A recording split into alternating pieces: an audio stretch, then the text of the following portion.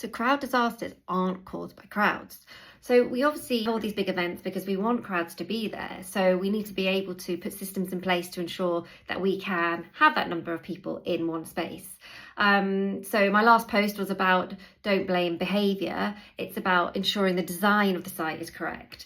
So sadly, two quite pertinent examples are the Hillsborough disaster in 1989, which was a long time ago, but sadly what happened was that there was mass casualties due to lots of crowds going into pens sort of around the stadium, which was the design of that stadium, and it wasn't managed correctly to ensure that it wasn't overfilled in each of these different pens. Some pens were busier than others, and the signage and the management wasn't adequate.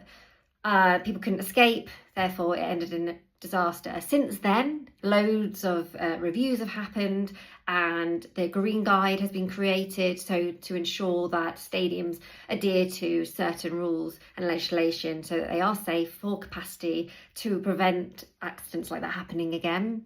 But another example is more recent in 2022, which was the Halloween crush that happened in South Korea. And that was a really sad situation, but that's because that's more complicated because that's a city centre. It's not a stadium, purpose-built stadium for crowds to attend. City centres are more complex, and this is an area that I'm really interested in because when, for example, a mega event is going to be hosted in a city, the master planning happens years in advance because that city may not have been designed to host such a big event. And therefore, the hundreds of thousands of people that are going to descend on that city needs to have processes in place, and needs to ensure that they are capable and able to withstand that volume of people on the transport networks, on different areas. So with the Halloween incident, they all got, lots of people ended up going into an alleyway, and that alleyway got overwhelmed. Site, you could look back and see, you need to look at the behaviour of where people are going, you need to understand that, but you need to see, right, where is this event happening? Where's the main plaza of wherever everyone's going?